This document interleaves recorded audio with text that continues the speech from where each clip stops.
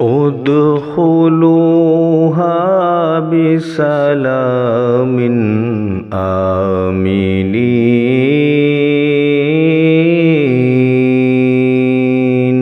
بسم اللہ الرحمن الرحیم۔ دعوت اسلام کے 3 دور۔ پہلا دور 3 برس تک حضور اقدس صلی اللہ تعالی علیہ وسلم انتہائی پوشیدہ طور پر نہایت رازداری کے ساتھ تبلیغ اسلام کا فرض ادا فرماتے رہے، اور اس درمیان میں عورتوں میں سب سے پہلے حضرت بی بی خدیجہ رضی اللہ تعالی عنہا، اور آزاد مردوں میں سب سے پہلے حضرت ابوبکر صدیق رضی اللہ تعالی عنہ، اور لڑکوں میں سب سے پہلے حضرت علی رضی اللہ تعالی عنہ، اور غلاموں میں سب سے پہلے حضرت زید بن حارثہ رضی اللہ تعالی عنہ ایمان لائے۔ پھر حضرت ابوبکر صدیق رضی اللہ تعالی عنہ کی دعوت و تبلیغ سے حضرت عثمان، حضرت زبیر بن عوام، حضرت عبد الرحمن بن عوف، حضرت سعد بن ابی وقاص،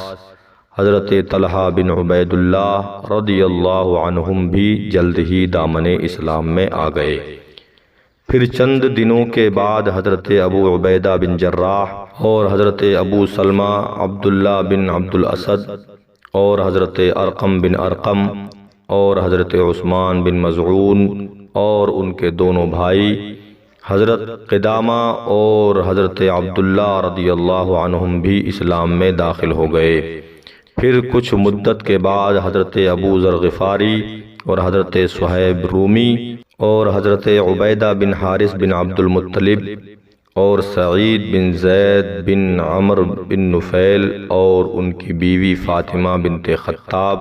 حضرت عمر کی بہن رضی اللہ تعالی عنہم نے بھی اسلام قبول کر لیا، اور حضور صلی اللہ علیہ وسلم کی چچی حضرت ام الفضل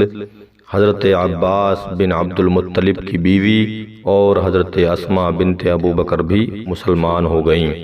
ان کے علاوہ دوسرے بہت سے مردوں اور عورتوں نے بھی اسلام لانے کا شرف حاصل کر لیا۔ واضح رہے کہ سب سے پہلے اسلام لانے والے جو سابقین اولین کے لقب سے سرفراز ہیں، ان خوش نصیبوں کی فہرست پر نظر ڈالنے سے پتہ چلتا ہے کہ سب سے پہلے دامن اسلام میں آنے والے وہی لوگ ہیں جو فطرتاً نیک طبع اور پہلے ہی سے دین حق کی تلاش میں سرگرداں تھے، اور کفار مکہ کے شرک و بت پرستی اور مشرکانہ رسوم جاہلیت سے متنفر اور بیزار تھے۔ چنانچہ نبی برحق کے دامن میں دین حق کی تجلی دیکھتے ہی یہ نیک بخت لوگ پروانوں کی طرح شمع نبوت پر نثار ہونے لگے اور مشرف باسلام ہو گئے۔ دوسرا دور 3 برس کی اس خفیہ دعوت اسلام میں مسلمانوں کی ایک جماعت تیار ہو گئی۔ اس کے بعد اللہ تبارک و تعالی نے اپنے حبیب صلی اللہ علیہ وسلم پر سورہ شعراء کی آیت وَأَنذِرْ عَشِيرَتَكَ الْأَقْرَبِينَ نازل فرمائی، اور خداوند تعالی کا حکم ہوا کہ اے محبوب آپ اپنے قریبی خاندان والوں کو خدا سے ڈرائیے۔ تو حضور صلی اللہ علیہ وسلم نے ایک دن کوہ صفا کی چوٹی پر چڑھ کر یا معشر قریش کہہ کر قبیلہ قریش کو پکارا۔ جب سب قریش جمع ہو گئے تو آپ نے فرمایا، اے میری قوم، اگر میں تم لوگوں سے یہ کہہ دوں کہ اس پہاڑ کے پیچھے ایک لشکر چھپا ہوا ہے جو تم پر حملہ کرنے والا ہے، تو کیا تم لوگ میری بات کا یقین کر لو گے؟ تو سب لوگ نے ایک زبان ہو کر کہا کہ ہاں ہاں، ہم یقیناً آپ کی بات کا یقین کر لیں گے، کیونکہ ہم نے آپ کو ہمیشہ سچا اور امین ہی پایا ہے۔ آپ نے فرمایا کہ اچھا،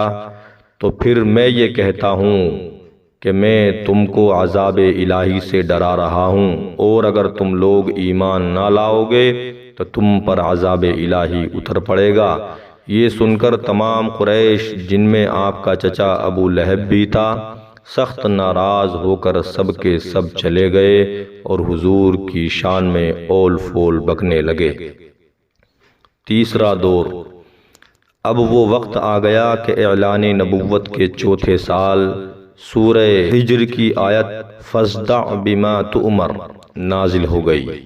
اور حضرت حق جل شانہ نے یہ حکم فرمایا کہ اے محبوب، آپ کو جو حکم دیا گیا ہے اس کو علی الاعلان بیان فرمائیے۔ چنانچہ اس کے بعد آپ اعلانیہ طور پر